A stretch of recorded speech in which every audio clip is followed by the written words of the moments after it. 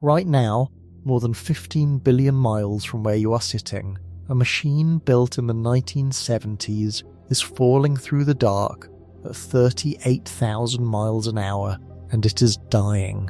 Not suddenly, not violently, it is dying the way a candle dies. One flicker of light fading into a slightly dimmer flicker, over years, over decades, in a process so slow that the people who built it will be gone long before it finishes. Voyager 1 is losing power.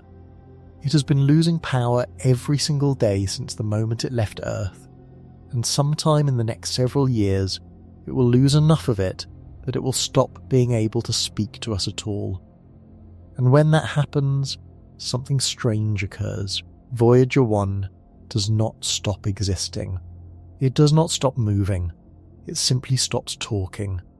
It becomes the loneliest object ever built by human hands, and it keeps going. Forever, more or less. And what happens to it after that silence begins is stranger, colder, and far more humbling than most people ever stop to consider. Tonight, we're going to trace that story all the way to its true end, not the headline version, where a spacecraft runs out of power and that's the end of it. We're going to go further than that. We're going to follow Voyager 1 past the point where it stops speaking, past the edge of the solar system it is already leaving, past the death of our own sun, past the collision of our entire galaxy with the one next door, and into a future so distant that the very stars in the night sky you can see tonight will have long since gone dark. By the end of tonight, you are going to understand not just what happens when Voyager 1 runs out of power, but what forever actually looks like for a piece of human-made metal drifting through a universe that was never built with an ending in mind for it. If you enjoy journeys like this one, hit that like button and subscribe. It really does help more than you think. Now, let's begin.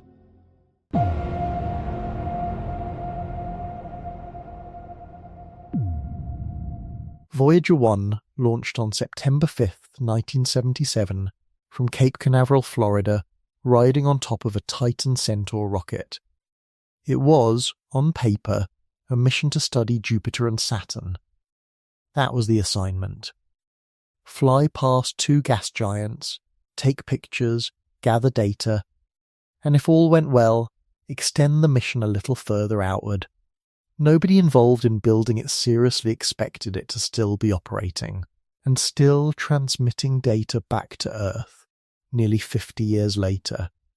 And yet here we are, and Voyager 1 is still out there, still faintly whispering back to us across a gap of space so enormous that its radio signal, travelling at the speed of light, takes over 23 hours just to reach us. Let's sit with that number for a moment, because it is easy to say and hard to actually absorb. 23 hours. Light is the fastest thing in the universe. Nothing can outrun it. And yet a message from Voyager 1, moving at that absolute cosmic speed limit, takes nearly a full day to arrive at the giant dish antennas of NASA's Deep Space Network here on Earth.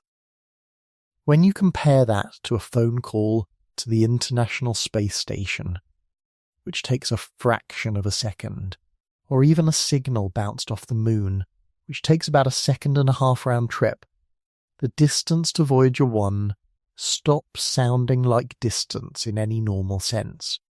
It starts to feel like something closer to time. Talking to Voyager 1 is not like making a long-distance call. It is like sending a letter into the past and waiting for a reply from a version of the present that no longer quite exists by the time it gets back to you. The spacecraft itself is small.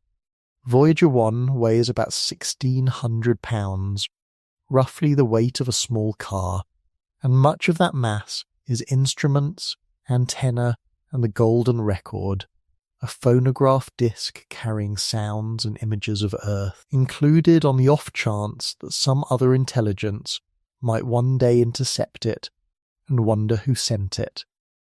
It has no engine capable of stopping it, slowing it, or turning it around. It never will. Once it left Earth's gravity well and used the gravitational slingshot effect of Jupiter and Saturn to gain speed, its path was essentially fixed. It is now moving fast enough and is far enough from the Sun's gravitational pull that it will never fall back. It is on what scientists call a hyperbolic trajectory. It is leaving and it is not coming back, and there is nothing in the solar system with the power to change that. Voyager 1's launch was made possible by something engineers at the time called the Grand Tour, a rare planetary alignment that occurs only once every 175 years, in which Jupiter, Saturn, Uranus and Neptune line up in such a way that a single spacecraft could use each planet's gravity to slingshot toward the next, gaining speed with every pass rather than needing a rocket large enough to power the entire journey on fuel alone. Engineers in the late 1960s realized that this alignment, last usable during the era of Thomas Jefferson, would not occur again until the middle of the 22nd century. If NASA did not send something during this narrow window, in the late 1970s, no future generation of scientists would have the same opportunity again for well over a century. Voyager 1, along with its twin, Voyager 2, was built specifically to take advantage of this fleeting arrangement of planets, a kind of cosmic appointment that comes around only a handful of times across an entire human lifespan, and one that mission planners understood. Even then, they would likely never get to use again. When Voyager 1 flew past Jupiter in March of 1979, it returned images that fundamentally rewrote what scientists believed about the outer solar system. Among its discoveries was the first clear evidence of active volcanism anywhere beyond Earth, spotted on Jupiter's moon Io, where plumes of sulfur and sulfur dioxide were seen erupting more than 100 miles above the moon's surface, driven not by anything resembling Earth's internal heat, but by the constant gravitational flexing caused by Io's orbit being squeezed between Jupiter and its other large moons. It was an entirely unexpected finding, discovered almost by accident when a navigation engineer, reviewing images to track background stars for positioning purposes, noticed a strange crescent-shaped cloud rising off the edge of the moon that had not been there in earlier photographs. Voyager 1 also gave humanity its first detailed look at Jupiter's faint ring system, confirmed the existence of two new moons, Thebe and Metis, and captured the storm system of the Great Red Spot in enough detail for scientists to begin seriously studying its internal wind dynamics for the first time. Before Voyager 1's flyby, the Great Red Spot was known mostly as a coloured blotch on Jupiter's face, visible even through modest telescopes from Earth for well over a century, but essentially a mystery in terms of what was actually happening inside it. Voyager 1's images revealed it to be a colossal, long-lived storm system, wide enough to swallow the entire Earth more than twice over, with wind speeds around its edges reaching several hundred miles per hour, rotating counterclockwise in a pattern that has now persisted, by some estimates, for at least 3.5 centuries, possibly far longer, an atmospheric feature older than the United States itself, still raging, still visible, still turning. The entire time Voyager 1 has been in flight. At Saturn, in addition to the close pass by Titan, Voyager 1 captured the first detailed structural images of Saturn's ring system, revealing that what had appeared from Earth-based telescopes as a small number of broad simple rings was, in reality, an intricate structure made up of thousands of individual narrow ringlets, shaped and sculpted by the gravitational influence of small moons embedded within and near the rings themselves, sometimes called shepherd moons for the way their gravity herds ring particles into narrow, well-defined bands. Voyager 1 also discovered that Titan possessed a genuinely thick atmosphere, composed mostly of nitrogen, denser at the surface than Earth's own atmosphere. An entirely unexpected finding for a moon of that size, and one that helped establish Titan as one of the most scientifically compelling destinations in the solar system. A status that would later justify sending an entirely separate mission, the Cassini-Huygens spacecraft, to study it in far greater detail decades afterward. Then, in November of 1980, Voyager 1 reached Saturn, and its trajectory planners made a consequential decision.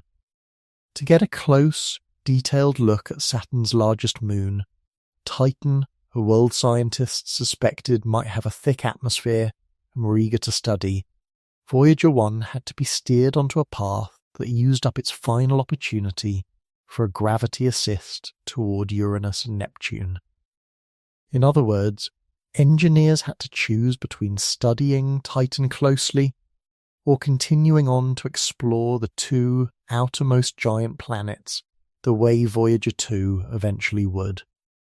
They chose Titan, and in doing so, permanently altered Voyager 1's future path, sending it up and out of the plane in which all the planets orbit the Sun, on a trajectory that would carry it away from the solar system's outer planets entirely, and toward the interstellar journey we are following tonight. It was this single decision, made in a mission planning room in the late 1970s, that determined the entire shape of the story we are telling right now. Had a different choice been made, Voyager 1 might have followed a path resembling its twins, and the spacecraft racing toward the stars tonight, on this particular trajectory, carrying this particular version of humanity's message, might never have existed at all. Most people who know anything about Voyager 1 know the basic outline. Launched in 1977. Flew past Jupiter and Saturn, became the first human-made object to leave the solar system, crossing into interstellar space in 2012 when it passed the heliopause, the boundary where the outward pressure of particles from our sun gives way to the thin, cold material that fills the space between stars. That is the textbook version. That is the version that gets repeated in documentaries. And it's true. But it is also, like so many things at this scale, radically incomplete. Because leaving the solar system and leaving the reach of the sun's gravity are two very different things. And understanding that difference is the first thread we need to pull if we want to understand what actually happens to this spacecraft next. It's worth explaining exactly how scientists even confirmed that Voyager 1 had crossed into interstellar space in the first place. Because it wasn't obvious, and it wasn't immediate. There is no visible line in space marking the heliopause, no wall or membrane a camera could photograph. Instead, scientists relied on one of Voyager 1's remaining instruments, a plasma wave detector, designed to measure the density of charged particles, plasma, surrounding the spacecraft. Inside the sun's heliosphere, the bubble of charged particles blown outward by the solar wind, plasma density is relatively low and behaves in ways shaped by the sun's own magnetic influence. Outside that bubble, In true interstellar space, the plasma is denser, shaped instead by the combined influence of countless other stars and the galaxy's own magnetic field. The tricky part was that Voyager 1's plasma instrument capable of directly measuring this density had actually stopped working years earlier, another casualty of the mission's long power struggle. So scientists had to get creative. In 2012, a coronal mass ejection, an eruption of charged particles from the Sun, rippled outward through the solar system and eventually reached Voyager 1, still travelling near the boundary of the heliosphere. That eruption caused the plasma surrounding the spacecraft to vibrate, to oscillate at a specific frequency that Voyager 1's still functioning plasma wave instrument could detect, even without being able to measure density directly.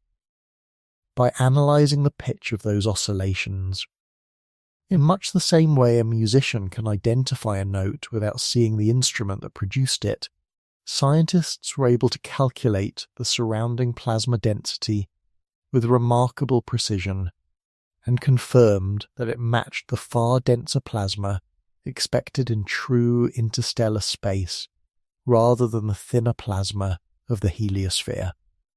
It was a beautiful piece of scientific detective work, using the ringing of space itself, set off by a solar storm, to prove that Voyager 1 had crossed a boundary no camera could ever have shown us directly. Here is the part that surprises most people. Voyager 1 crossed the heliopause in 2012, meaning it left the region dominated by particles streaming outward from the Sun, the solar wind. But it is nowhere close to leaving the Sun's gravitational influence. Not even close. The Sun's gravity, weak as it becomes at extreme distance, still technically extends outward for roughly 2 light years in every direction, out to the theorized edge of the Oort cloud, that vast, thin shell of icy debris left over from the formation of the solar system.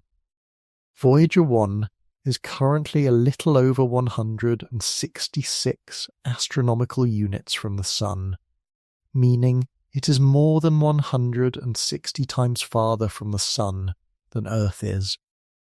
That sounds enormous, and it is enormous by human standards.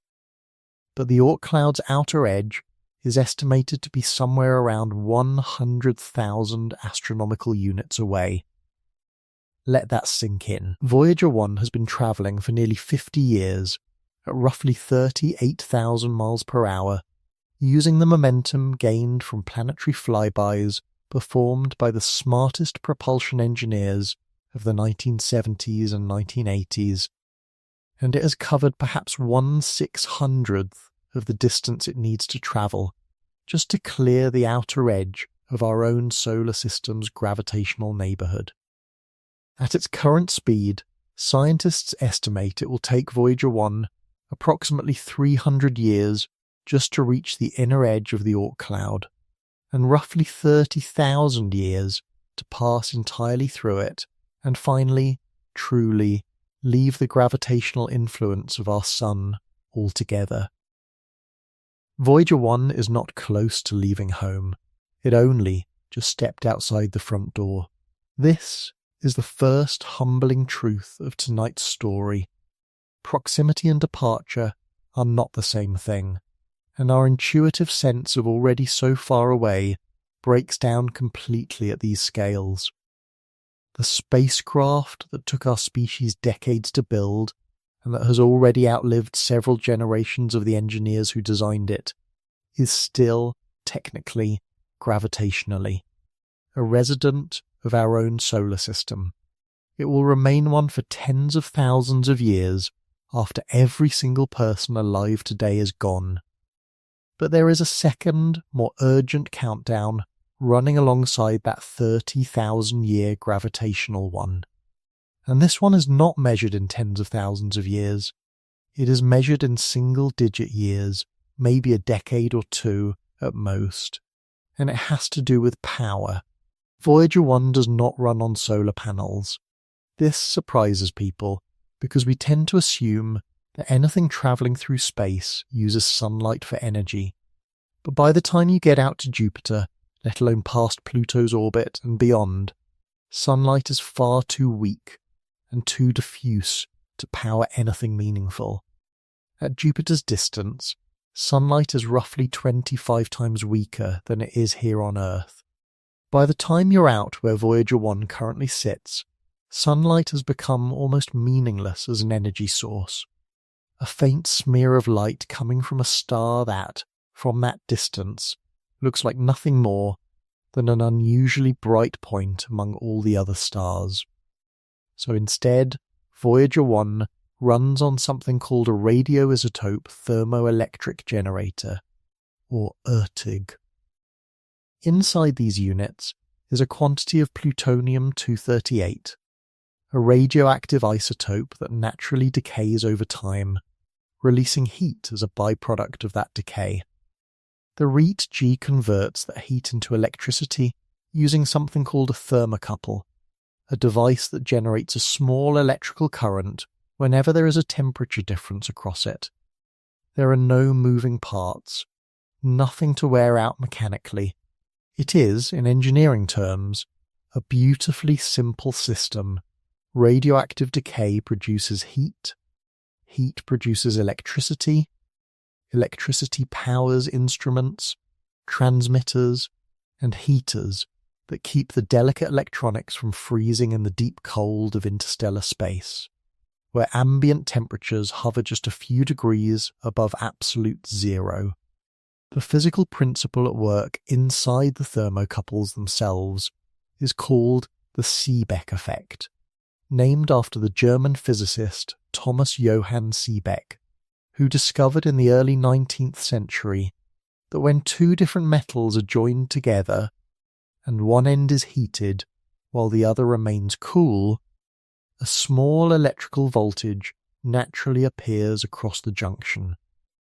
It is the same basic principle used in some industrial temperature sensors here on Earth, scaled up and engineered for extreme durability, to convert the steady heat of decaying plutonium into a steady trickle of usable electricity, without a single moving part that could jam, wear out, or break down mechanically.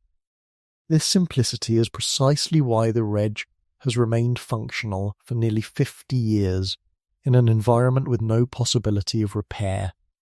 There is nothing to lubricate, nothing to replace, no bearing to wear down. The only thing that changes year over year is the underlying nuclear physics of the fuel itself, gradually giving off less heat as more of the plutonium-238 completes its radioactive decay into a different, non-radioactive element. The problem is that plutonium-238 has a half-life of about 88 years, meaning that every 88 years half of it decays away. That decay, and the resulting drop in heat output, is not something engineers can pause, slow down, or reverse. It is physics, unfolding exactly as predicted, whether or not anyone is listening. Voyager 1's RTGs have been losing a small but steady amount of available power every single year since launch.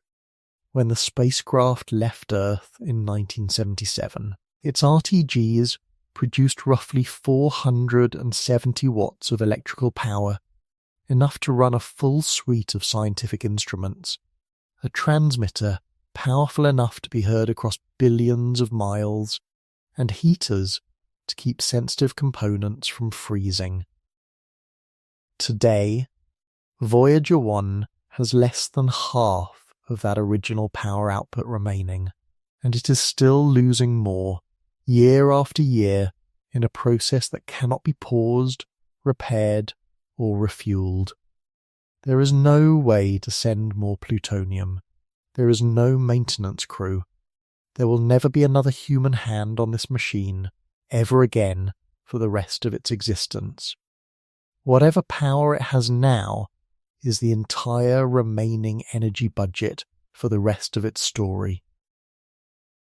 This is where the story stops being abstract and becomes something closer to a slow-motion emergency response, carried out by a small team of engineers back on Earth who have spent years making increasingly difficult choices about what to switch off and in what order to keep the spacecraft alive as long as humanly possible. Voyager 1 originally carried 10 scientific instruments. One by one, over the decades, mission engineers have had to shut them down, not because they broke, but because there simply was not enough power left to run them all. The imaging cameras that captured the famous pale blue dot photograph, taken at the suggestion of astronomer Carl Sagan in 1990, were switched off years ago to conserve power for the instruments still capable of returning meaningful interstellar data. Heaters for individual instruments have been shut off one at a time, exposing components to temperatures they were never designed to survive, in a calculated gamble that they would keep functioning even after being allowed to freeze. Remarkably, some of them did. Engineers turned off the heater for one particle measuring instrument, expecting it might fail within the year. It kept working anyway, colder than its designers ever expected it to survive, still returning usable data long after anyone predicted it should have stopped. Then came a stranger kind of crisis, one that had nothing to do with power at all and everything to do with age. Voyager 1 began transmitting what looked like meaningless gibberish, unreadable garbled data, caused by a corrupted chip in its flight data subsystem, a piece of hardware developed decades before anyone reading this was likely born. Engineers on Earth, working with documentation written in the 1970s and instructions that had to be relayed across a communication delay of nearly 2 full days round trip, eventually found a way to reroute the affected code to a different, working section of memory, essentially performing surgery on a computer older than most of its patients, from 15 billion miles away. Using a command language few engineers alive still fluently understand, it worked. Voyager 1 spoke clearly again. But even a successful repair like that doesn't change the underlying math. The power keeps declining at that same steady rate, whether or not any single crisis is resolved. Mission engineers have said, plainly, that they expect to have to shut down each of the remaining instruments, one by one, before the end of this decade, and that sometime in the early 2030s, Voyager 1 may not have enough power left to operate even a single scientific instrument. And after that comes the final threshold, not the instruments, the transmitter itself. Here is the mechanism that matters most for tonight's question. What actually happens when the power runs out? Voyager 1's radio transmitter needs a minimum amount of electrical power to function at all, and an even larger amount to keep its onboard heaters running, so the transmitter's components do not freeze and crack in the cold of interstellar space. As the RTGs continue their slow, irreversible decline, engineers will eventually be forced to make one final decision: turn off the last remaining heater to squeeze out a few more years, or preserve the heater and lose the ability to transmit sooner. Either path leads to the same place. At some point, likely sometime in the early to mid-2030s, based on current projections, Voyager 1 will simply no longer have enough electrical power to transmit a signal back to Earth strong enough to be detected by even the largest radio dishes on the planet. There will be no dramatic final message, no last transmission announcing the end. In all likelihood, there will simply be a day when engineers at NASA's Jet Propulsion Laboratory listen for Voyager 1's signal, as they have thousands of times before across the deep space network's massive dish antennas in California, Spain, and Australia, and they will hear nothing. Not static, not a broken signal, simply silence, indistinguishable from the emptiness of space itself.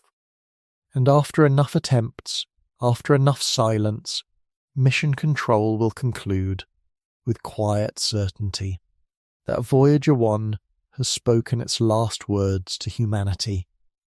Here is the truly strange part, and this is the humbling truth this entire story turns on. The spacecraft doesn't stop existing. It doesn't stop moving. It doesn't even necessarily stop working in some limited mechanical sense.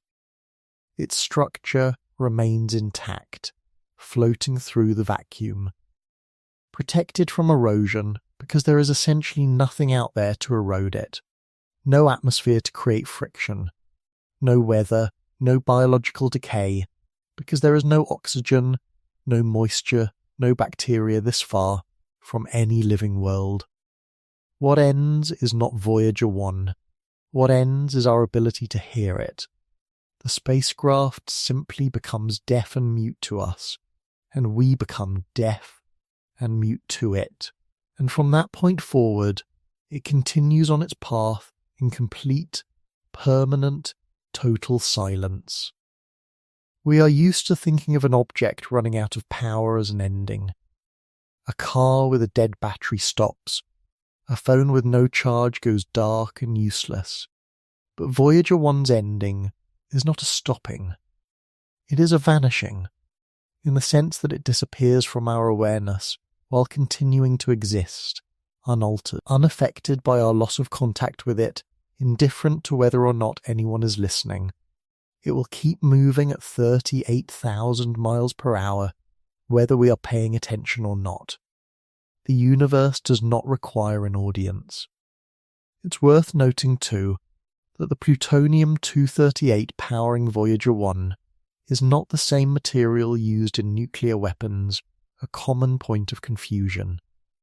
Plutonium-238 is a different isotope from the plutonium-239 used in nuclear armaments, produced through an entirely different process, and it is incapable of sustaining the kind of chain reaction a weapon requires. Its only practical use is exactly the one Voyager 1 puts it to, a slow, steady, entirely non-explosive source of heat, valuable precisely because of how gently and predictably it releases its energy over long periods, rather than all at once. Production of plutonium-238 in the United States actually slowed dramatically in the decades following Voyager 1's launch, to the point where, by the early 21st century, NASA faced a genuine shortage of the material for future missions. A supply problem only recently addressed through renewed domestic production. Voyager 1, in that sense, was built during a brief window when this exact kind of fuel was more readily available, a detail of Cold War-era industrial policy that ended up quietly shaping which of humanity's spacecraft would be capable of surviving long enough to leave the solar system at all. There is a strange symmetry worth noticing here, one that connects Voyager 1's own signal delay to something true about the entire night sky above you. When you look up at the stars on any given night, you are not seeing them as they are right now. You are seeing light that left them years, centuries, sometimes thousands of years ago. Light that has been travelling toward your eyes this entire time, arriving only now, carrying information about a version of that star that may no longer even exist in the same form. Some of the faint points of light overhead tonight come from stars that have already died, their light still completing a journey begun long before any of us were born. Voyager 1's 23-hour signal delay is the same phenomenon, simply compressed into a scale we can almost barely wrap our heads around. When mission engineers receive a transmission from Voyager 1, they are not hearing what the spacecraft is doing right now. They are hearing what it was doing nearly a full day ago, a message from its recent past, arriving into our present. In a very real sense, listening to Voyager 1 is a small, tangible rehearsal for understanding starlight itself, proof, on a scale we can nearly hold in our minds, that everything we observe from a distance is in some sense already history by the time it reaches us. Let us build some context, piece by piece, around exactly how this machine is built to survive so long in the first place. Because the answer says almost as much about human ingenuity as it does about the coldness of space. Voyager 1's electronics are housed inside a shell designed to shield sensitive components from cosmic radiation, the constant bombardment of high-energy particles that fills interstellar space. Its computer systems, laughably primitive by modern standards. Running on roughly 70 kilobytes of memory combined across its onboard systems, less computing power than a musical greeting card sold in stores today, were chosen specifically for their simplicity and reliability rather than raw capability. In the 1970s, engineers understood something that often gets lost in modern technology design: simple systems, with fewer components that can fail, tend to survive longer than complex ones. Voyager 1 was built like a mechanical watch in an era already moving toward digital ones, and that old-fashioned sturdiness turned out to be exactly what it needed to survive 5 decades in the harshest environment humans have ever sent hardware into. It's worth briefly addressing a question that sometimes comes up here. Does Voyager 1's speed, 38,000 miles per hour, cause any meaningful time dilation, the slowing of time relative to a stationary observer that Einstein's theory of relativity predicts for objects moving at extreme velocities? The honest answer is that the effect is real, but vanishingly small. 38,000 miles per hour sounds enormous by everyday standards, but it is still only about 1/60,000th of the speed of light. At that fraction of light speed, the relativistic time dilation Voyager 1 experiences relative to Earth amounts to a difference of a small fraction of a second accumulated across its entire nearly 50-year journey. A difference so tiny it has no meaningful bearing on anything we've discussed tonight. Voyager 1 is fast by the standards of human engineering, faster than any bullet, faster than any aircraft ever built.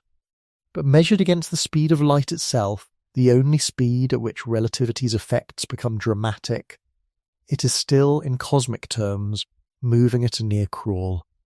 Its antenna, a 12-foot wide dish, has to be pointed with extraordinary precision at a planet 15 billion miles away, a target so distant and so small in the sky that the margin for error is almost unimaginably tight.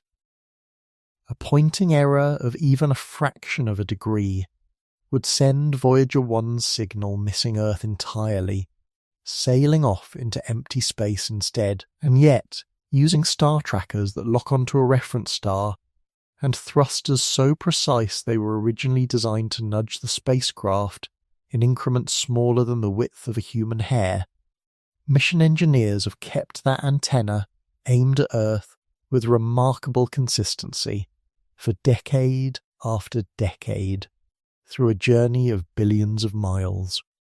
Consider what that actually requires. Earth is a moving target.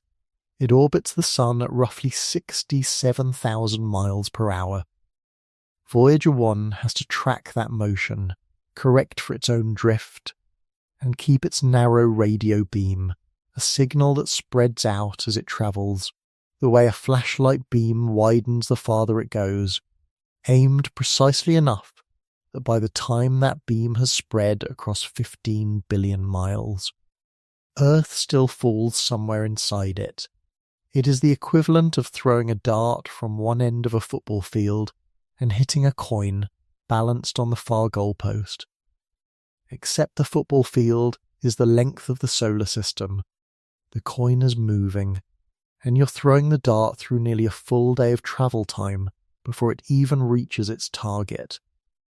To understand just how faint Voyager 1's voice has become, it helps to understand the mechanics of how that voice ever reaches us at all.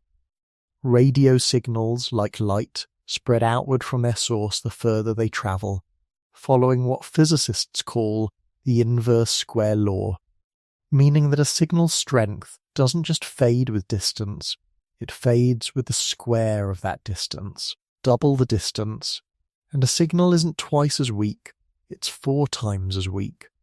Quadruple the distance, and it's 16 times weaker. Voyager 1 is not merely far away.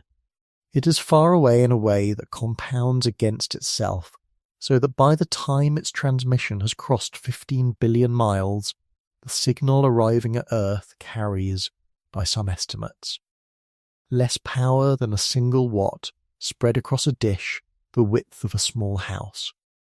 To actually catch that whisper, NASA relies on the Deep Space Network, a system of enormous radio dish antennas, some measuring as wide as 230 feet across, positioned at 3 sites spaced roughly 120 degrees apart around the globe, in California, in Spain, and in Australia.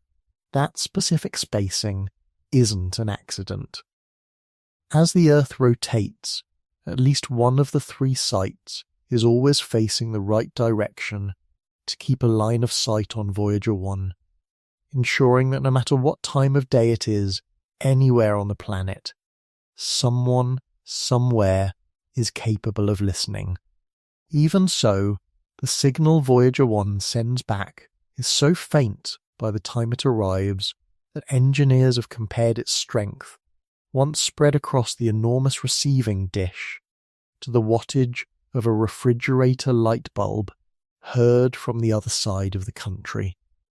Multiple giant dishes are sometimes combined or arrayed, pointed at the same patch of sky simultaneously, their individual signals added together electronically, simply to boost the odds of successfully catching a signal that faint, that far, that reliably.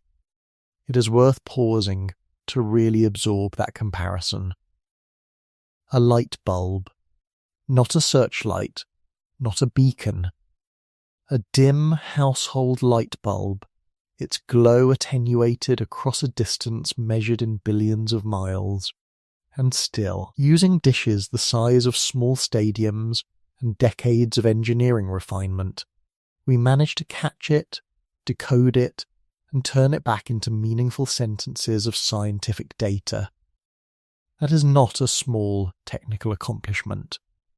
It may be one of the most sensitive listening feats human civilization has ever pulled off.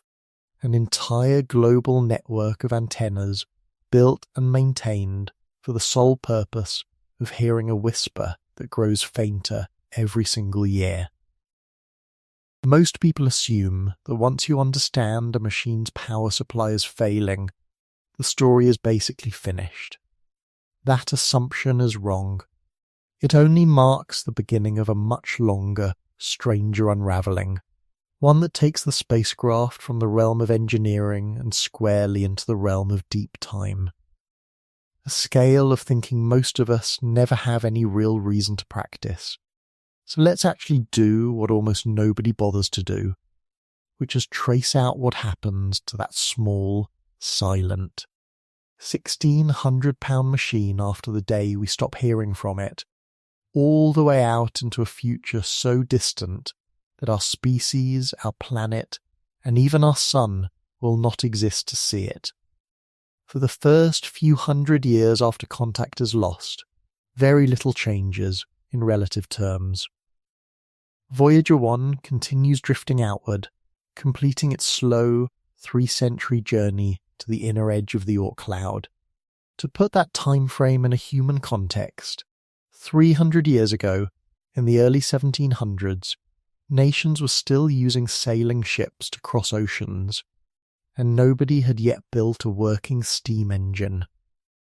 That is roughly the span of time Voyager 1 needs, moving at 38,000 miles per hour, just to reach the beginning of the outer shell of our own solar system.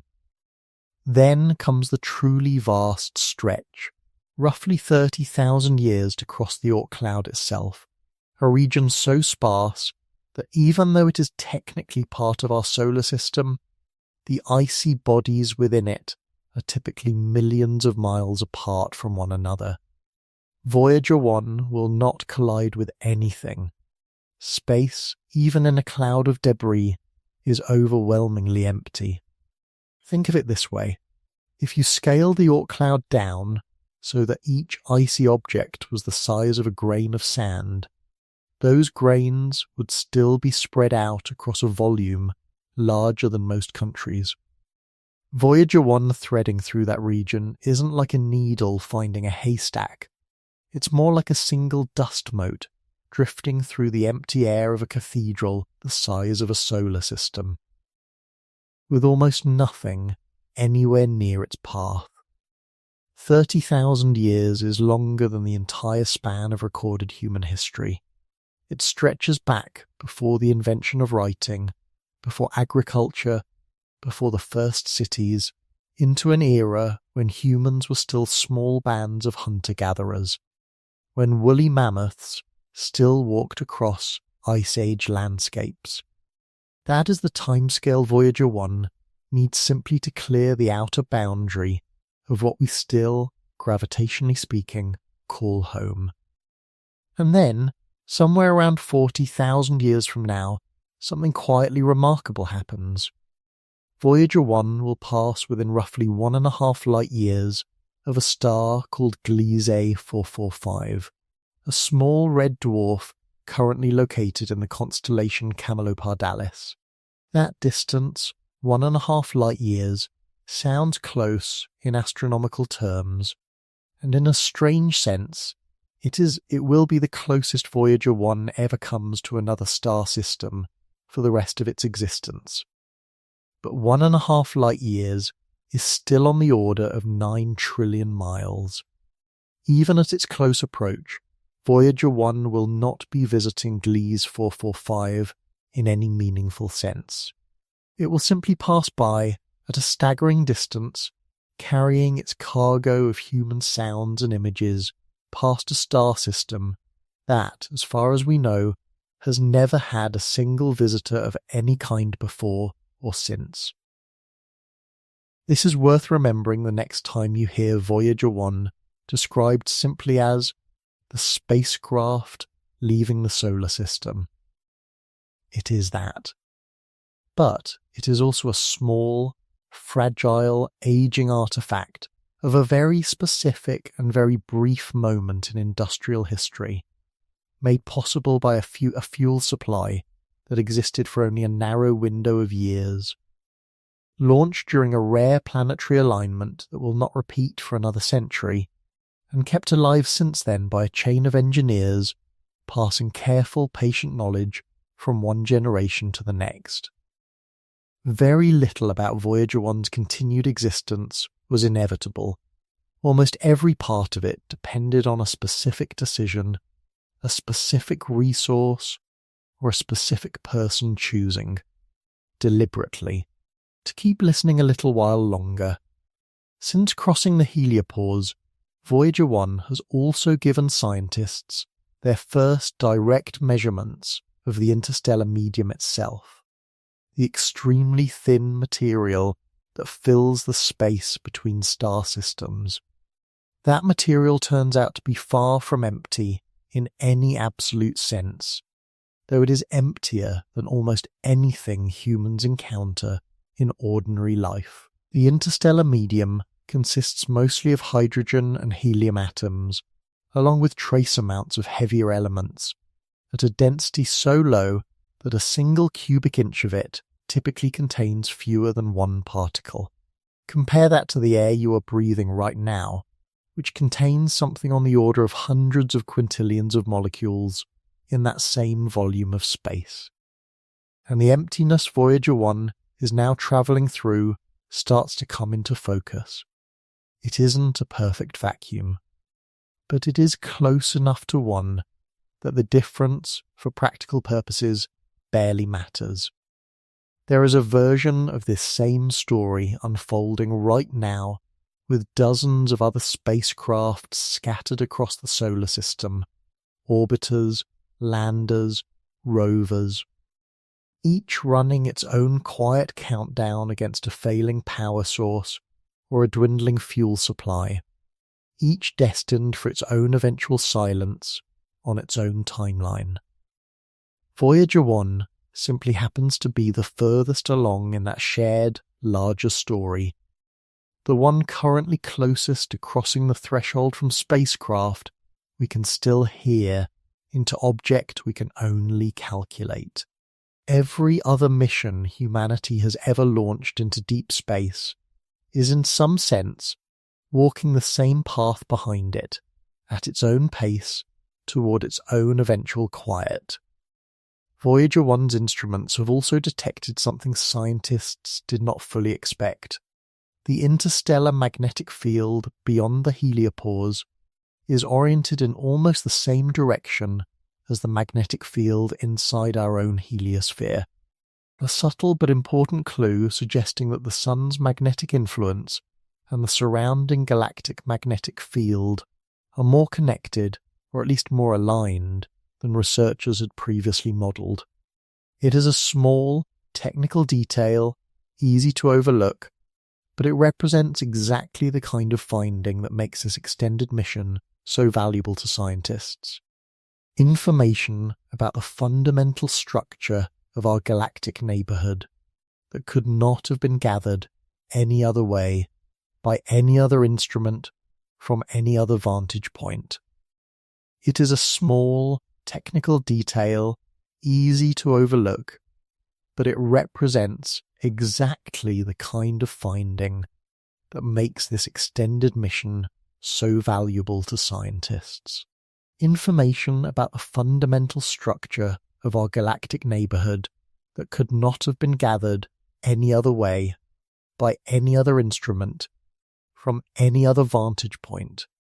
A reminder that even in its slow decline, Voyager 1 continues handing us discoveries no other machine we have ever built is currently positioned to make.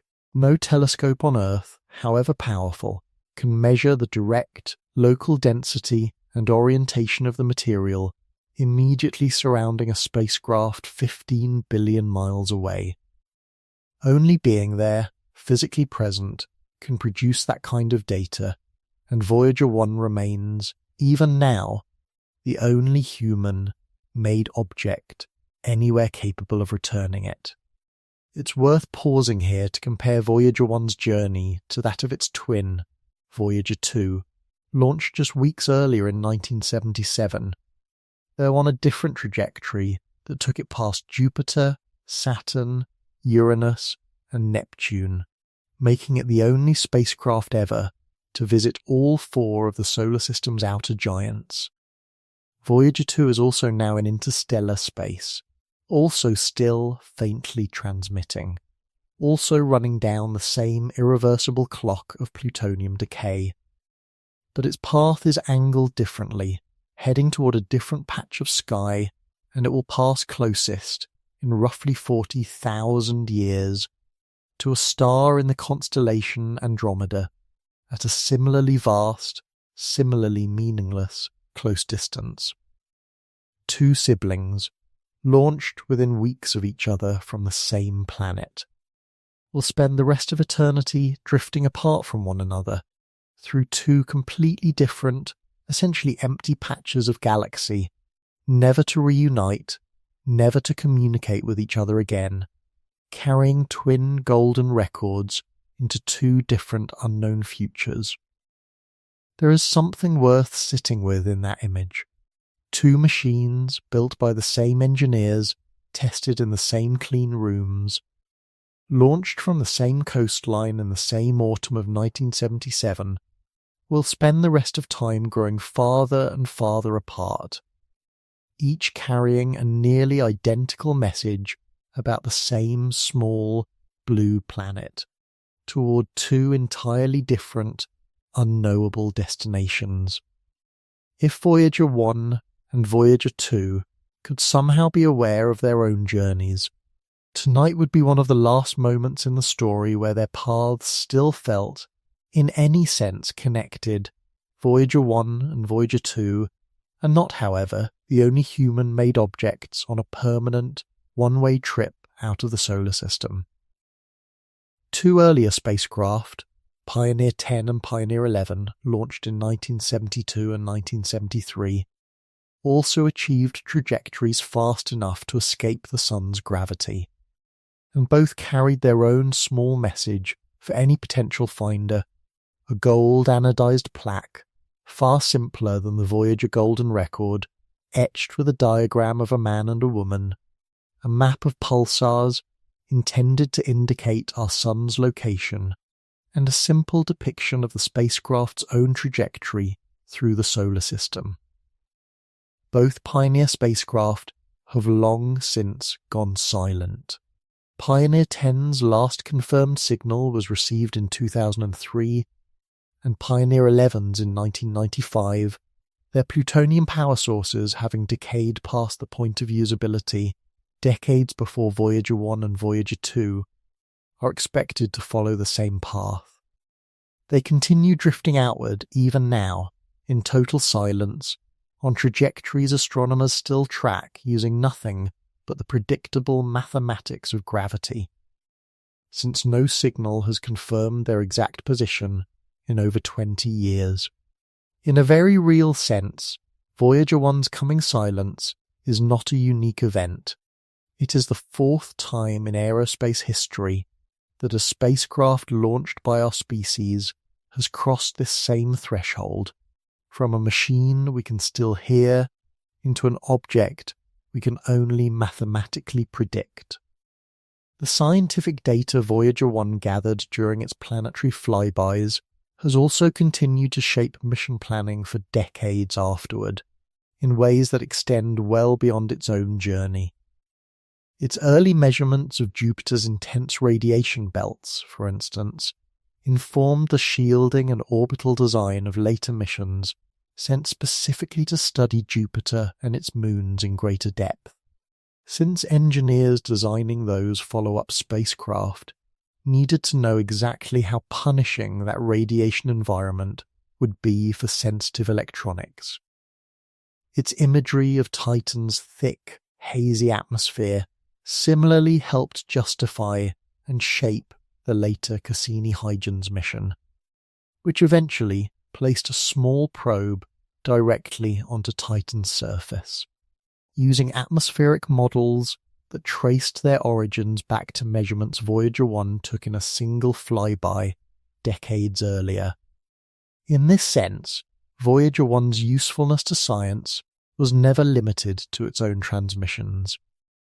It became a kind of foundational reference point, a set of first measurements that later missions and later generations of scientists could build directly upon. There is also New Horizons, launched in 2006, which became the first spacecraft to give humanity a close, detailed look at Pluto in 2015, and which continues, even now, sending back data from the outer edges of the Kuiper Belt, the icy debris field beyond Neptune's orbit. New Horizons 2 is on an escape trajectory, and will, decades from now, eventually join Voyager 1, Voyager 2, Pioneer 10, and Pioneer 11 as the fifth human-made object destined to drift permanently beyond the solar system. 5 machines, launched across a span of more than 3 decades by generations of different engineers, all converging on the same eventual fate, a slow fade into silence, followed by an essentially infinite continuation through space, entirely unheard, entirely unseen, carrying whatever small piece of human intention was folded into them at launch. Before we make that leap, it helps to build the scale up piece by piece, the way we might explain distance to someone who had never left their hometown. Imagine you could drive a car at a steady highway speed of 60 miles per hour, never stopping, never sleeping, in a straight line toward Voyager 1's current position. Even at that speed, the trip would take you more than 28,000 years to complete, longer than the entire span of recorded human history, several times over. Now imagine trying to drive that same car onward to the inner edge of the Oort cloud. That trip alone, at highway speed, would take somewhere in the range of 19 million years, a span of time stretching back before our own species, Homo sapiens, had even evolved into an era when our ancestors were still an entirely different species of early hominid. Or consider it in terms of light itself, the fastest thing that exists. Light circles the Earth's equator, a distance of roughly 25,000 miles, more than 7 times in a single second. And yet that same light, moving at that same impossible speed, still takes over 23 hours to cross the gap between Voyager 1 and Earth. If you try to imagine walking that distance instead, at an ordinary human walking pace, it would take longer than 400,000 years, a span of time that stretches back to before modern humans had even developed complex language. These comparisons are not meant to overwhelm you. They are meant to do the opposite, to give your mind something solid to hold on to, some familiar unit, a car, a walk, a heartbeat, so that the true scale of what we are discussing stops being an abstract number and starts to feel, even briefly, like something real. Most of these numbers are simply too large for human intuition to process honestly on their own. The human brain evolved to judge distances across a savanna, across a valley, across an ocean at most. It was never built to intuitively grasp a gap measured in trillions of miles, and no amount of familiarity with astronomy fully closes that gap. The best we can do is borrow the language of ordinary experience, cars, footsteps, light bulbs, and stretch it, carefully, patiently, until it points, however imperfectly, toward the truth. Now, here is where the story has to stop being about human timescales altogether, because from this point forward, the numbers involved stop being things we can meaningfully compare to anything in human history. They start being comparisons to the lifespan of stars themselves. Our own sun, the star Voyager 1 is slowly permanently leaving behind, has a finite life. Right now, the sun is roughly 4.5 billion years old, sitting comfortably in the middle of its hydrogen-burning phase, what astronomers call the main sequence. But stars are not eternal.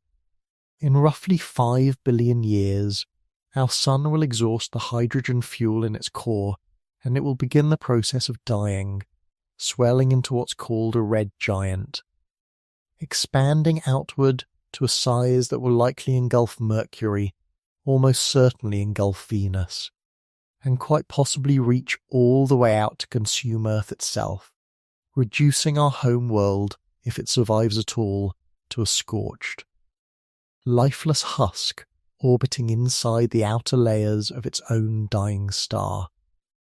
Voyager 1 will not be there to witness this, in the sense of having any instruments left to observe it, but it will exist. It will still be out there, still drifting, still carrying its golden record 5 billion years from now, while the star that once warmed the world it launched from swells, sheds its outer layers into a glowing planetary nebula, and eventually collapses down into a white dwarf, a slowly cooling ember of a star, about the size of Earth but almost as dense as it once was as a full-sized sun. Let's sit with that. Voyager 1. A machine assembled by human hands in a factory in the 1970s, using tools and computers less powerful than a modern calculator, will very likely still be travelling through space long after the very sun that gave birth to the solar system it launched from has died. It will outlive the star that made it possible.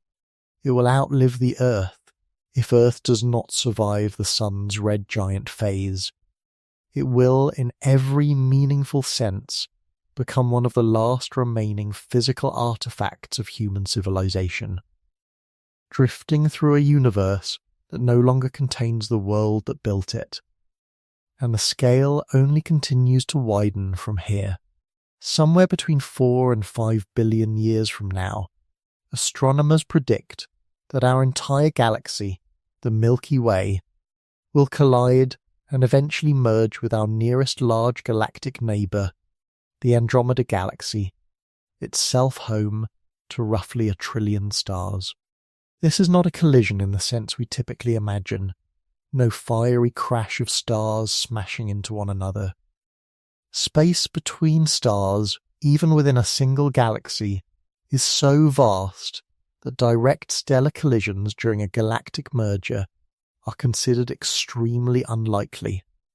Instead, the two galaxies will slowly, gravitationally intertwine over hundreds of millions of years, their spiral shapes distorting, stretching, and eventually merging into a single, larger elliptical galaxy that some astronomers have taken to, calling Milkomeda. Voyager 1, tiny and silent, indifferent to the sheer scale of what is happening around it, will simply continue on its path through this reshaping of galaxies, an inconceivably small object drifting through an event that will completely redraw the night sky as we currently understand it, if there is anyone left, anywhere, to look up and see it. And even after that merger completes, even after new stars are born and old ones die across the newly formed galaxy, Voyager 1 continues. It has no engine to slow it, nothing in its path substantial enough to stop it, and the universe, at these distances, is overwhelmingly, almost perfectly, empty. It will keep moving, indefinitely, for what physicists genuinely believe could be trillions of years into the future, an almost meaningless span of time by any human measure, orbiting the centre of whatever galaxy it finds itself within, silent, cold, and utterly alone. This is the humbling truth this whole story has been building toward. We tend to think of Voyager 1's mission in human terms: launch, flyby, discovery, and eventually an ending, a running out of power moment that closes the chapter. But that instinct, the assumption that a story needs a tidy ending, is exactly the kind of intuition that fails completely at cosmic scale. Voyager 1 does not have an ending in any sense we would recognise. It has a beginning, it left Earth in 1977, and it has a middle, this long, slow, multi-decade decline in power that we are living through right now, watching in something close to real time. But it does not have an end, not one we can point to. Its trajectory, once it clears the Oort cloud, is essentially permanent. It will orbit the centre of the galaxy for as long as the galaxy itself exists in a recognisable form, which is to say, for a length of time that dwarfs the entire age of the universe up to this point. The universe itself is currently about 13.5 billion years old, Voyager 1 has existed for less than 50 of those years, a sliver of time so thin it barely registers as a rounding error. And yet the remaining span of its existence, the time it will spend drifting silently through space after we lose contact with it, is projected in the trillions of years, a number so much larger than the current age of the universe that it makes the entire history of human civilization, from the first cave paintings to this very moment, look like the briefest possible flicker. A single spark thrown off by a fire that had already been burning for billions of years before we arrived, and that will keep burning for trillions more after we're gone.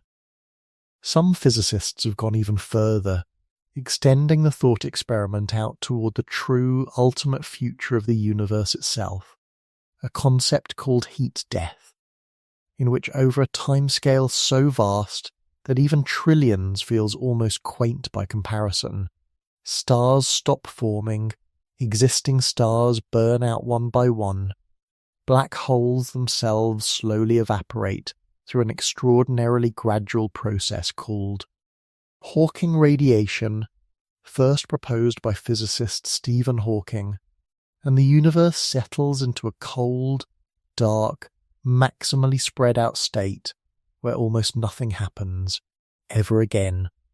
We do not know for certain that this is how the universe will end. Cosmologists still debate competing models, some involving eventual collapse, some involving eternal expansion into cold darkness. But under many of the models currently considered most likely, Voyager 1, or whatever remains of its structure, after trillions upon trillions of years of cosmic ray bombardment and gradual atomic decay, could conceivably be one of the last physical remnants of anything humanity ever built, drifting through an increasingly empty universe. Long after every star that currently lights up the night sky has gone dark. Here is the mechanism worth understanding clearly, because it is the quiet engine underneath this entire story. Voyager 1's fate is not determined by malfunction, by damage, or by any dramatic event. It is determined entirely by the physics of radioactive decay, a process so steady and so predictable that engineers in the 1970s were able to calculate with real precision exactly how much power the spacecraft would have left, decade by decade, all the way out to the present day, and their predictions have held up remarkably well. Plutonium-238 does not care about mission timelines, funding decisions, or how much we might wish the spacecraft could keep transmitting a little longer. Its half-life is a fixed physical constant, and every year the spacecraft has measurably, predictably, unavoidably less power than it did the year before. There was never going to be a version of this story where Voyager 1 transmits forever. The ending, in terms of contact, was built into the spacecraft's power source from the moment of launch, encoded in the nuclear physics of plutonium decay, decades before anyone could have known exactly which year it would finally arrive. And this connects to something important about how this entire mission has unfolded. Voyager 1 was never expected to last this long in the first place. Its primary mission, the flybys of Jupiter and Saturn, was designed to be completed within about 4 years. Everything after that, the extended journey through the outer solar system, the crossing of the heliopause in 2012, the continued transmission of data from interstellar space, has been what mission scientists sometimes call bonus time. A gift made possible by exceptionally careful, conservative engineering, a spacecraft built with far more durability than its original mission ever strictly required, operated by generations of engineers who have had to become fluent in the documentation, wiring diagrams, and command protocols of a machine older than most of their careers. There is a quieter, more human dimension to this story that deserves its own attention. The team of people responsible for actually keeping Voyager 1 alive this long.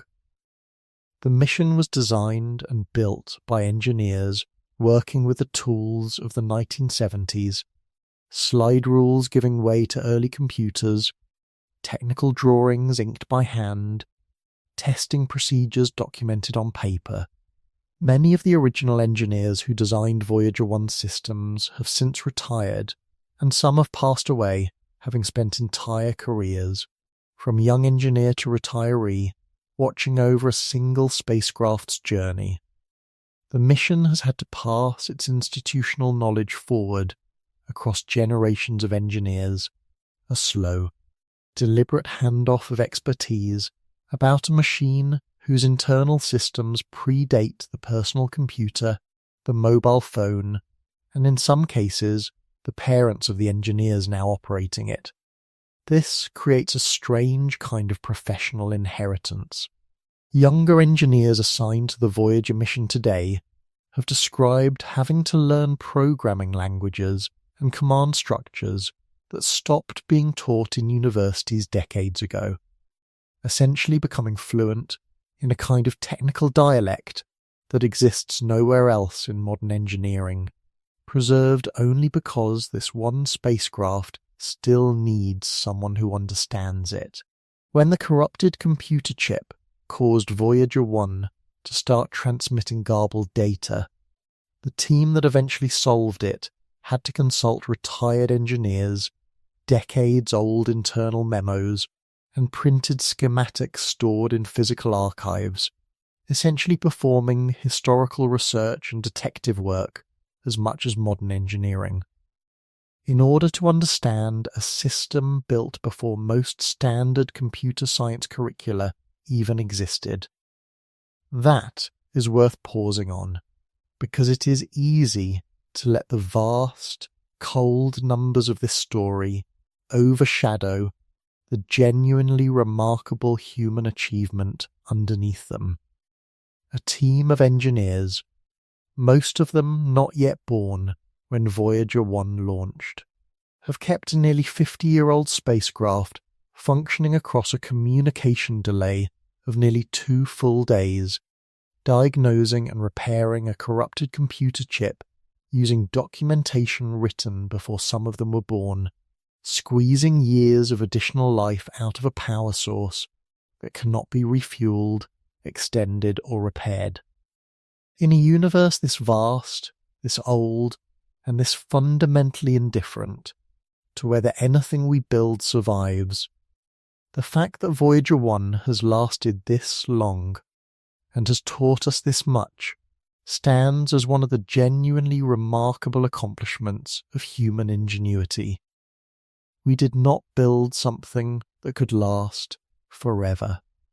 Nothing built by anyone, ever, can do that. But we built something that has already outlasted every reasonable expectation placed on it, and that will, by any measure, continue outlasting nearly everything else we have ever made, for longer than our species has even existed. It is worth also taking a moment to consider what will happen not to Voyager 1's power, but to the small handful of things aboard it that were never meant to function forever, and to those that, strangely, might.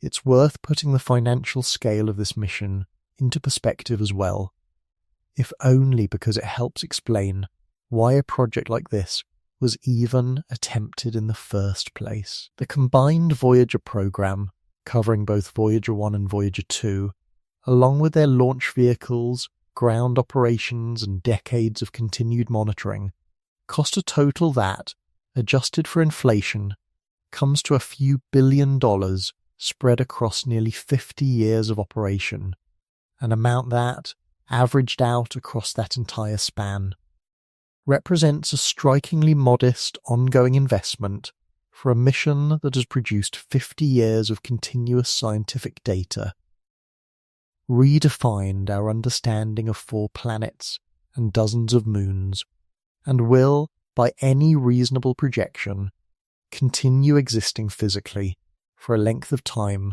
that dwarfs the entire history of human civilization. Very few investments of any kind in any field offer a return measured across a timescale even remotely close to that. Its structure, an aluminum frame built around a central bus housing its electronics, is unlikely to degrade quickly in the vacuum of space.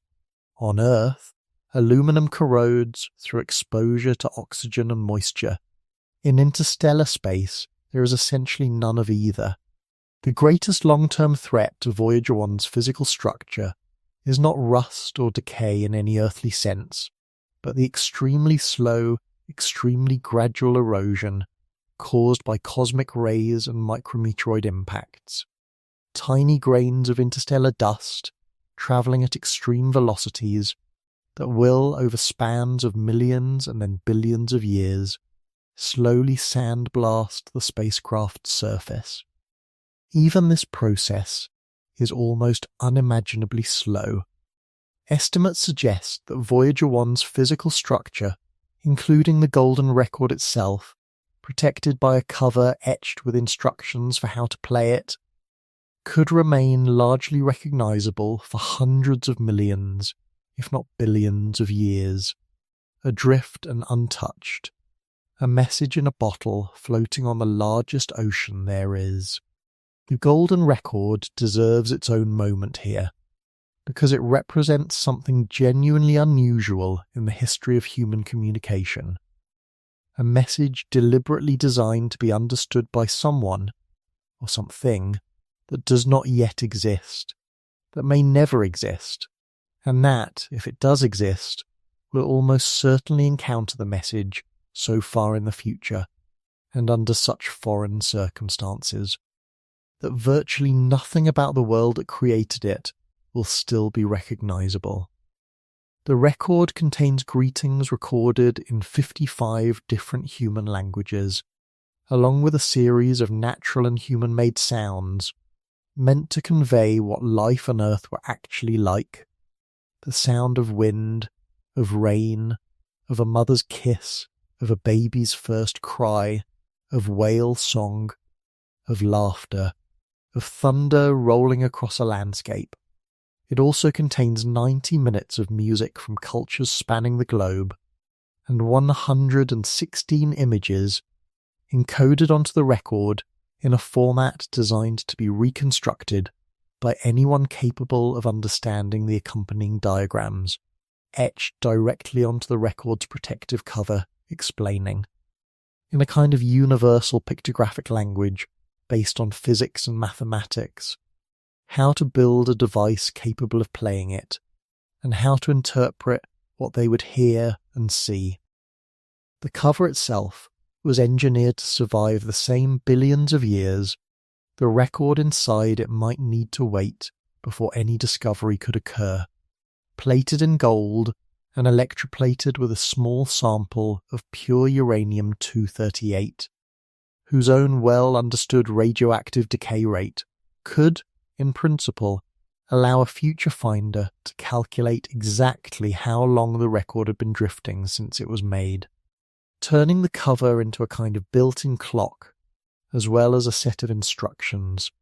Understanding those diagrams would require a discoverer already familiar with certain basic physical constants, the way hydrogen atoms behave, for instance, since the record's cover uses the hyperfine transition of hydrogen as a kind of universal unit of time and scale.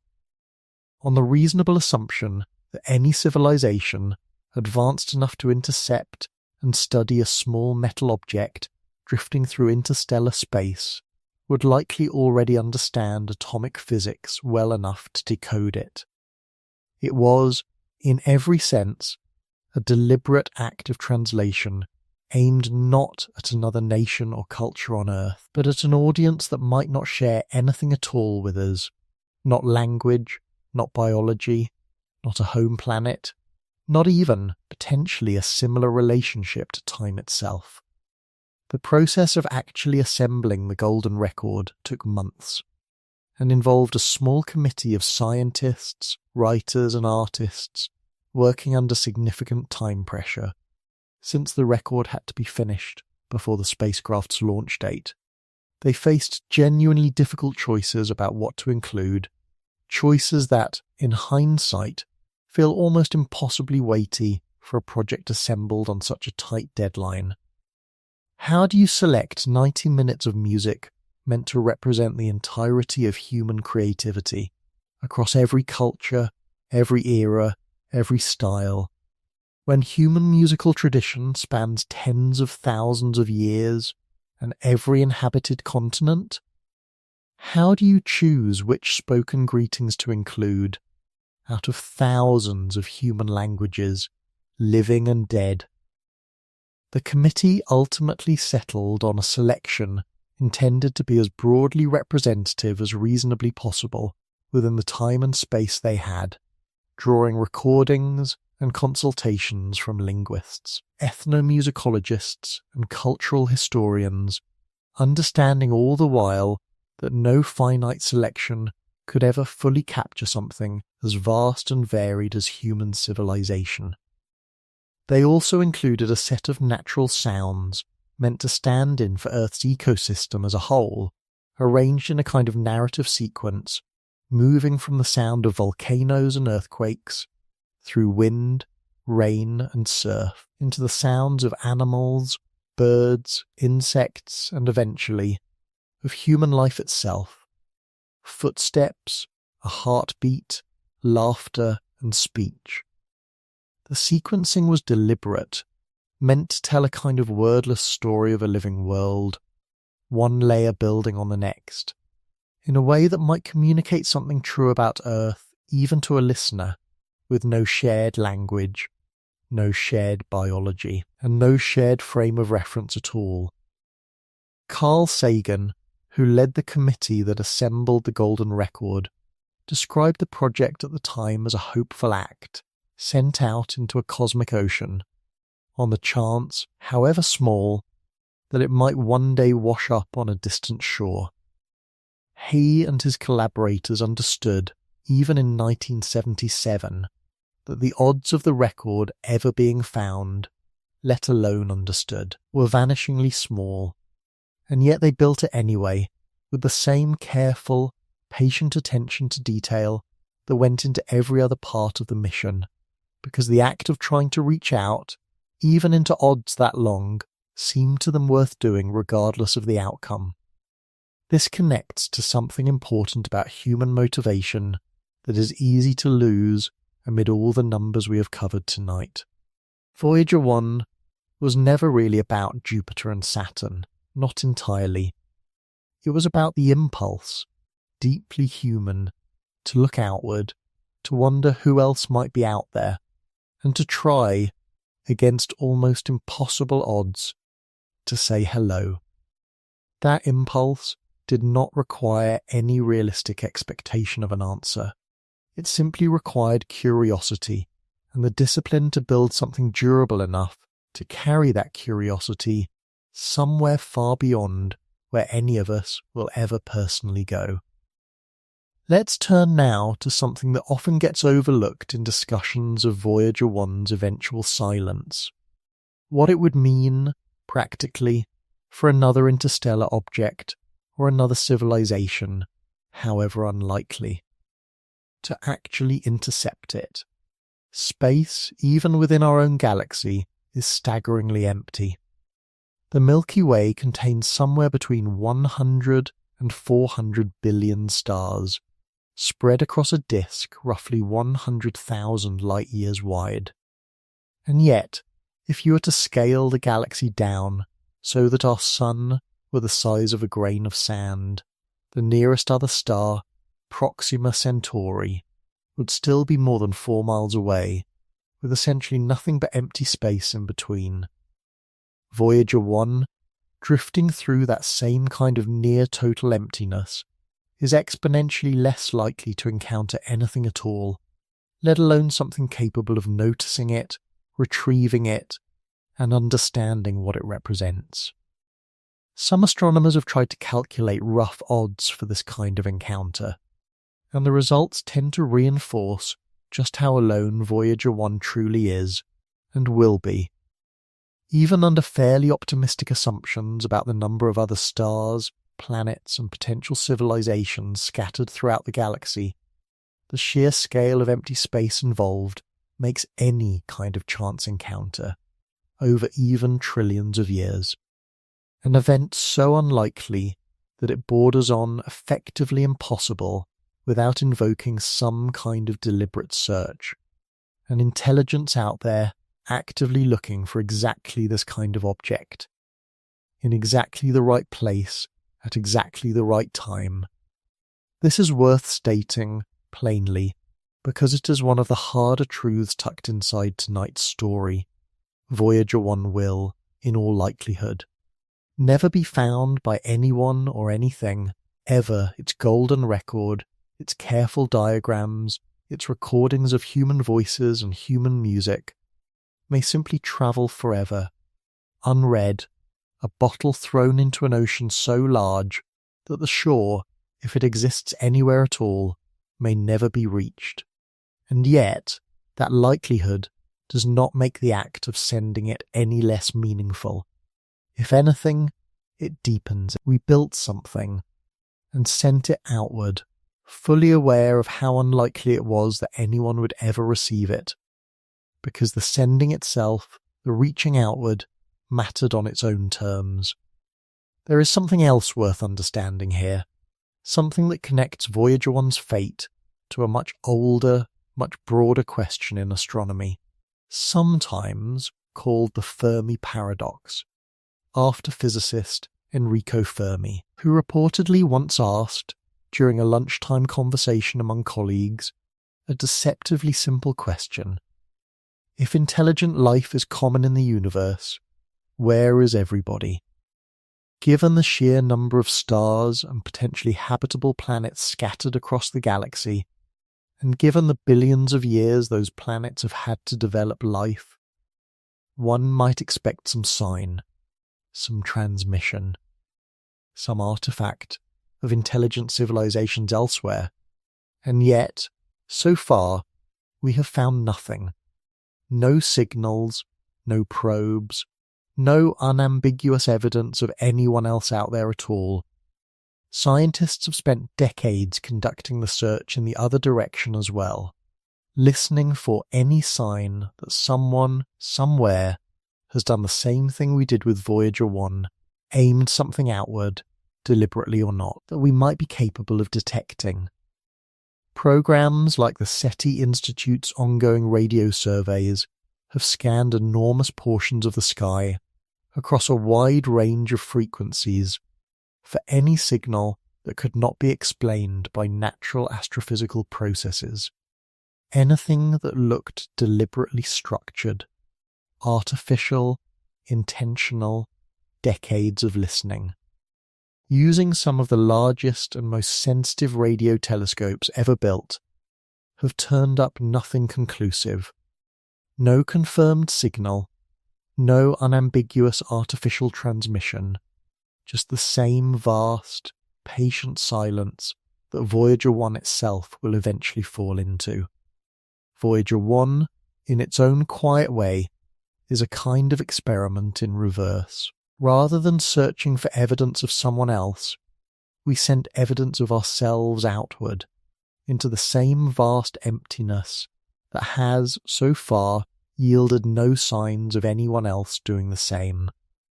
And the profound silence Voyager 1 will eventually fall into, once its own transmitter goes dark, mirrors the profound silence we have encountered every time we have looked outward, hoping to hear from someone else.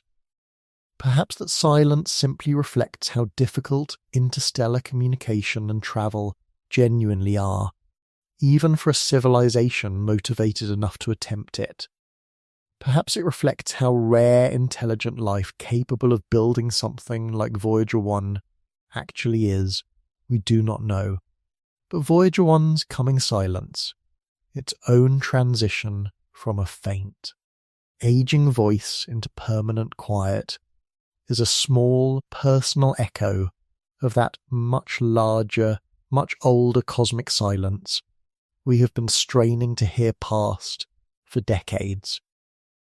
There is one more layer of motion worth adding to this picture before we widen the lens toward the true end of the story, because Voyager 1 is not simply moving away from the Sun in a straight line through otherwise still space.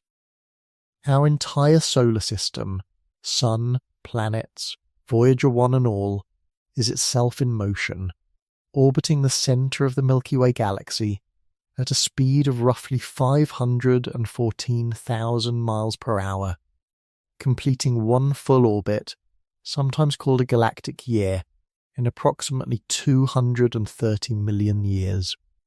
The last time our solar system was in its current position relative to the galaxy's centre, dinosaurs had not yet appeared on Earth.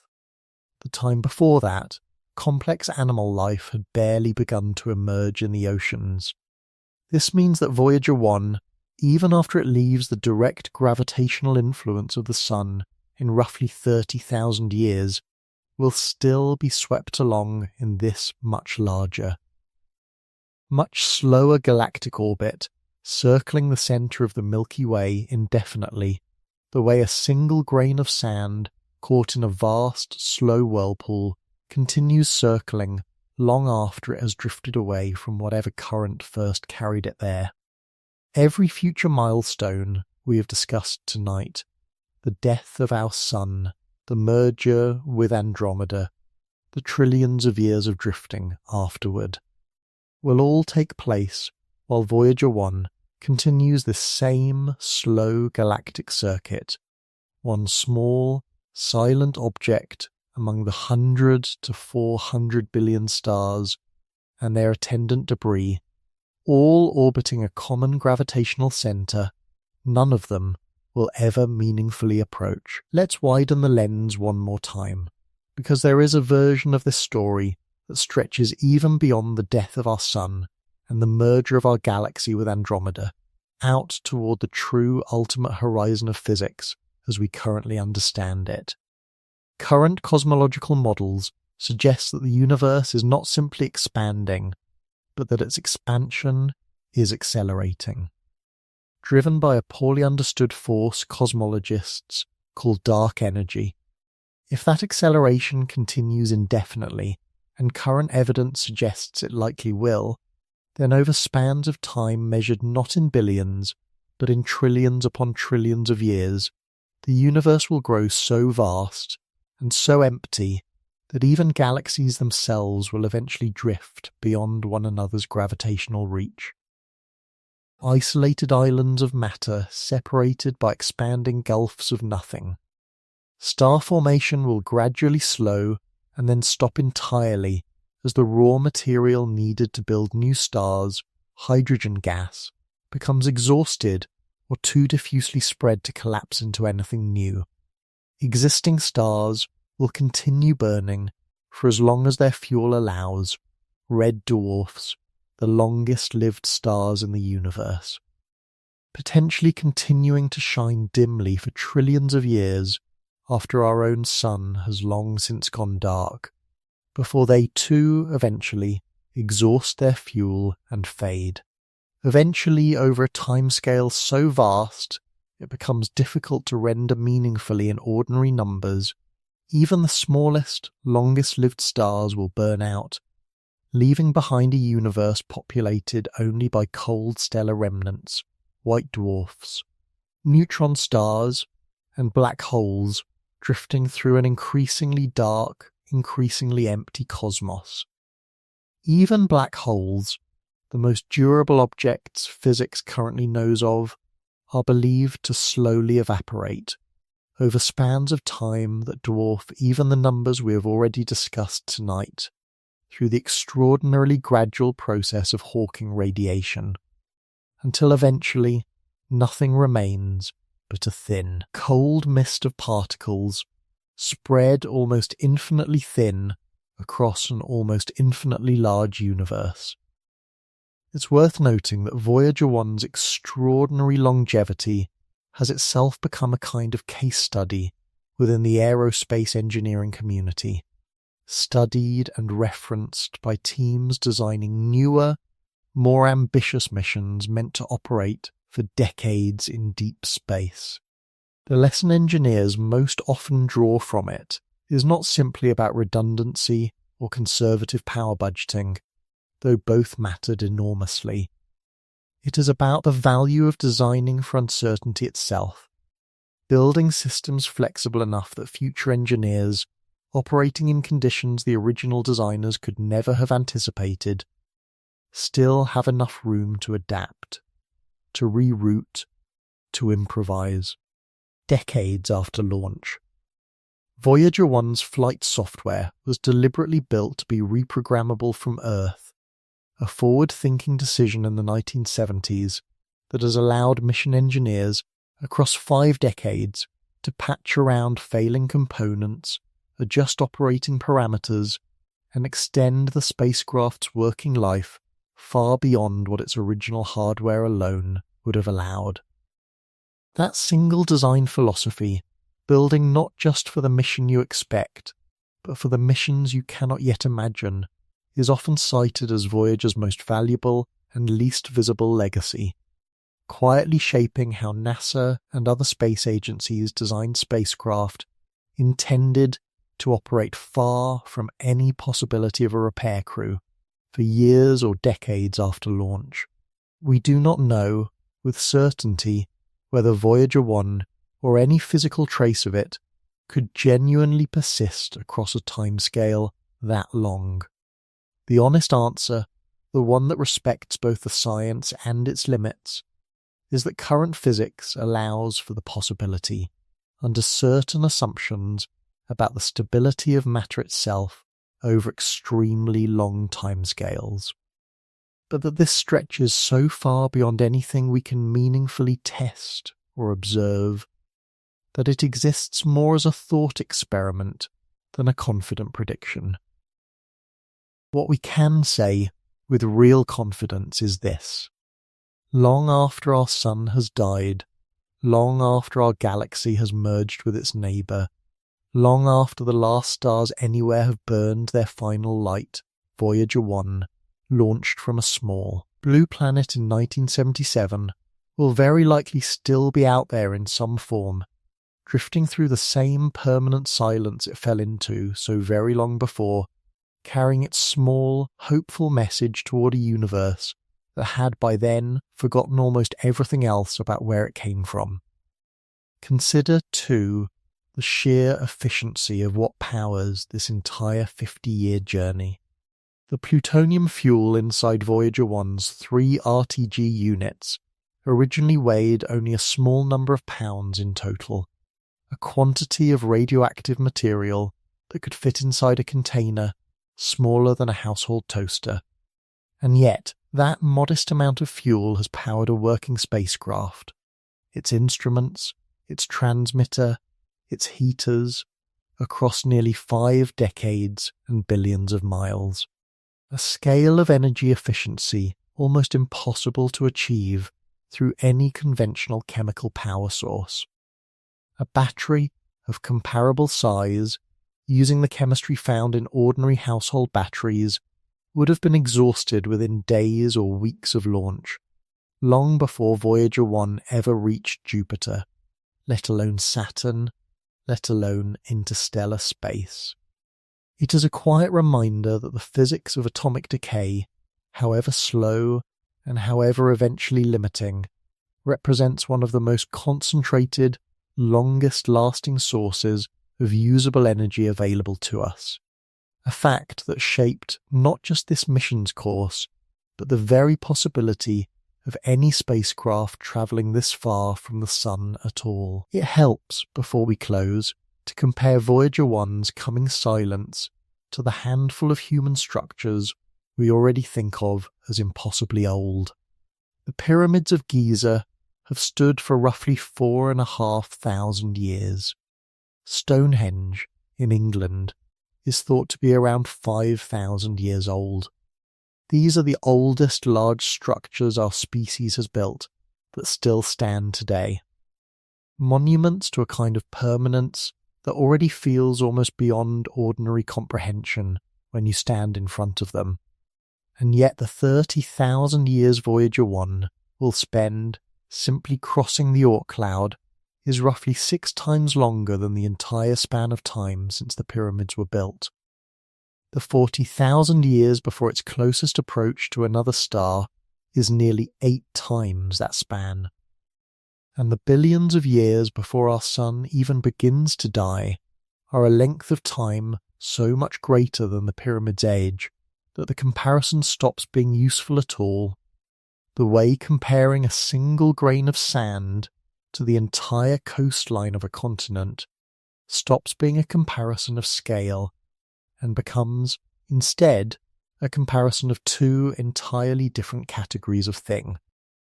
This is precisely the trap our intuition falls into when we try to reason about deep time. We reach for our oldest, most awe-inspiring reference points, ancient monuments, ancient civilizations, the full sweep of recorded history, and we still fall short by orders of magnitude. The pyramids are not a fraction of Voyager 1's remaining journey. They are not even a rounding error, and yet the pyramids already feel, standing in their shadow, like touching something eternal. Voyager 1's true future dwarfs that feeling so completely that eternal starts to feel like an understatement, rather than an exaggeration. There is something worth resting on here before we close. Something the scientists and engineers who built this mission understood better than most of us tend to. The universe does not owe us permanence. It does not owe us an audience for our achievements, or a witness to our existence, or even a guarantee that anything we build will matter to anyone but ourselves. Voyager 1 will very likely drift through the galaxy for longer than the sun itself has left to burn, carrying a message that may never be read, past a fate for our planet that may already be sealed by physics, laid down long before any of us were born. And yet, we built it anyway. We sent it anyway.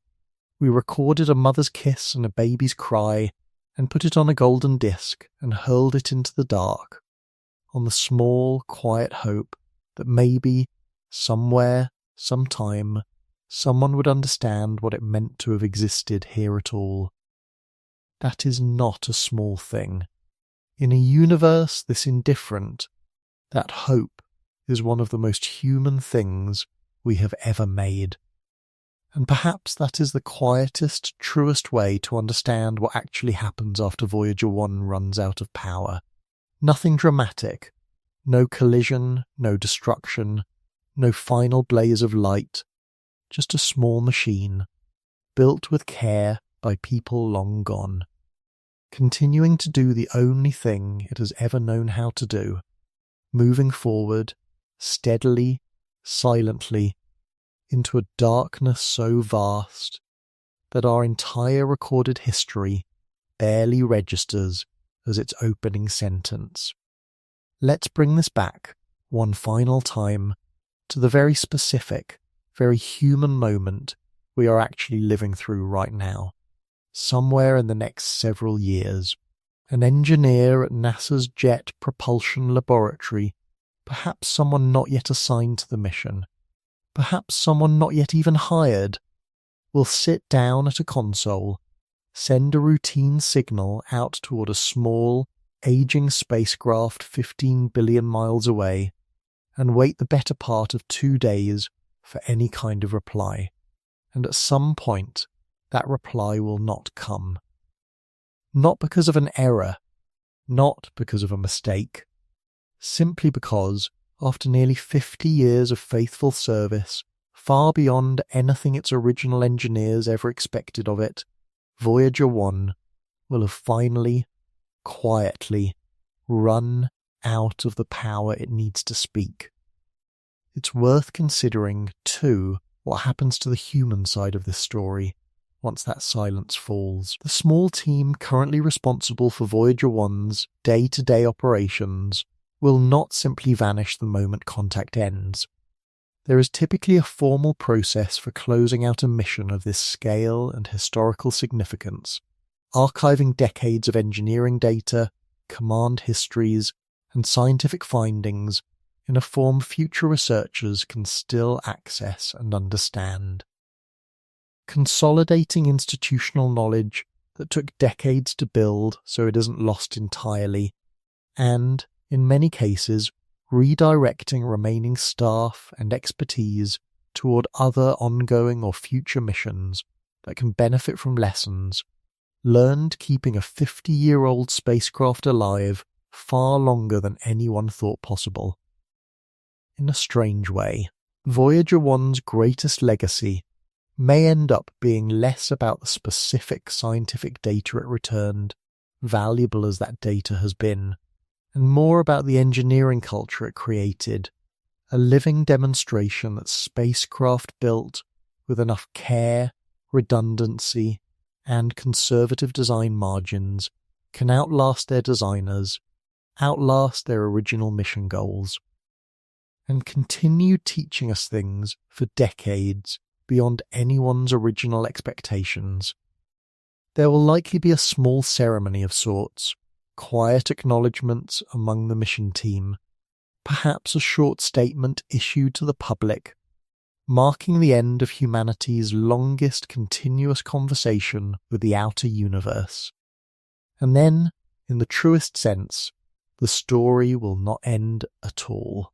It will simply change shape, moving from a story about signals and instruments and data into a story about trajectory and time, about a small, silent object continuing to move through the dark, exactly as it always has, indifferent now to whether we are still watching.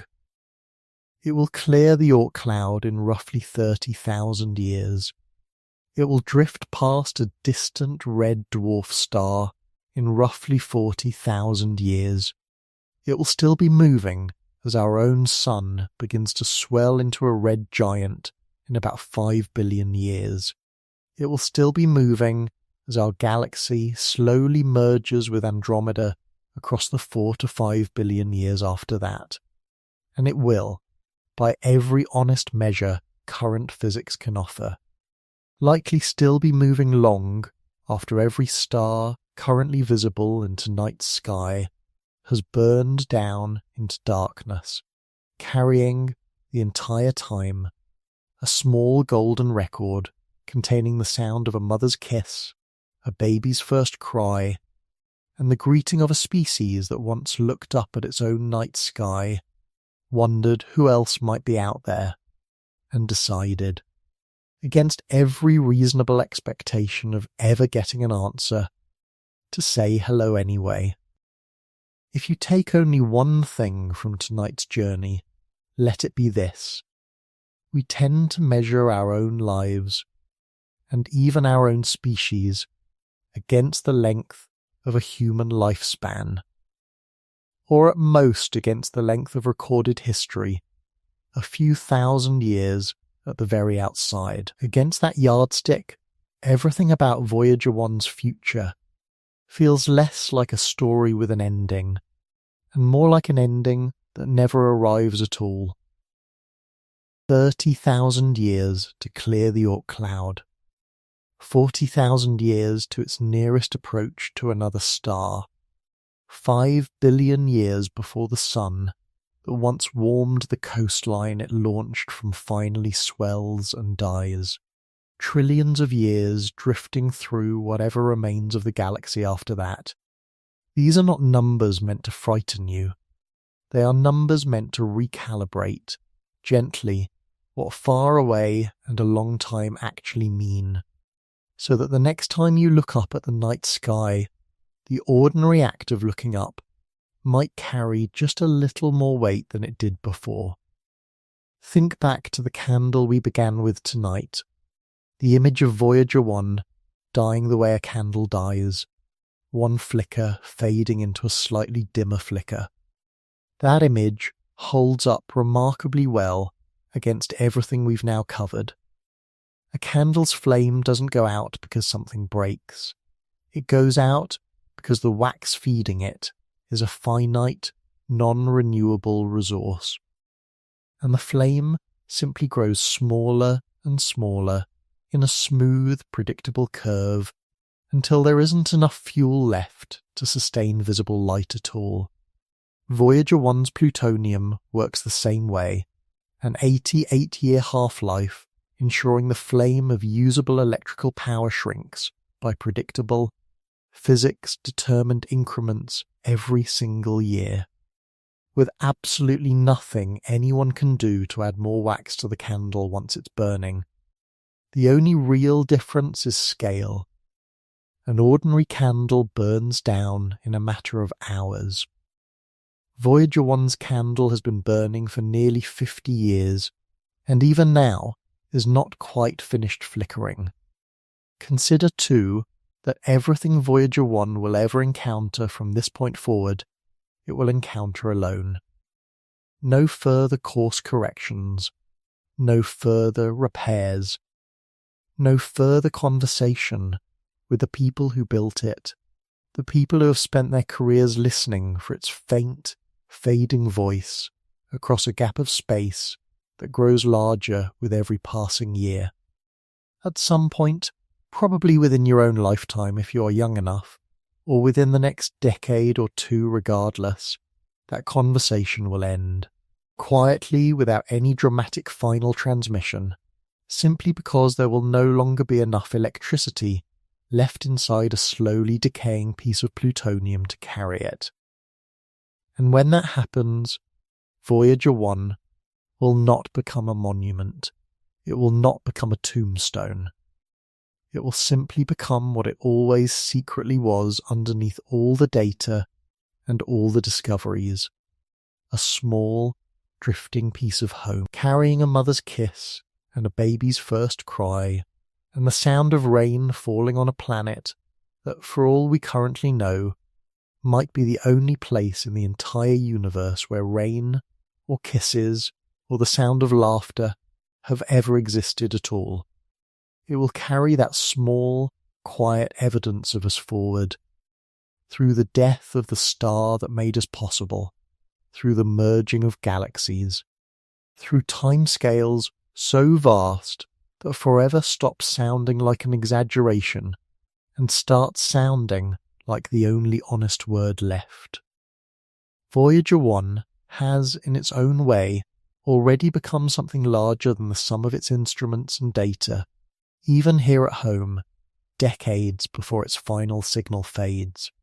Generations of people who have never worked in aerospace, never studied astrophysics, and never expect to see a spacecraft in person, have still found themselves oddly moved by its story, an aging machine, alone in the dark, still faithfully reporting back after 50 years, still teaching us things we could not otherwise learn. There is something in that image that resonates far beyond the technical achievement itself, something closer to a quiet parable about persistence, about distance, about the strange comfort of knowing that a small piece of home is still out there, still moving, long after most of us stop thinking about it day to day. We built it anyway. We sent it anyway. And whether or not anyone or anything is ever there to receive it, that act, reaching outward with no guarantee of being heard, remains one of the most quietly remarkable things our species has ever done. Sleep well tonight, knowing that somewhere out there, still moving, still carrying its small piece of us into a future longer than the sun itself, Voyager 1 continues on. Good night.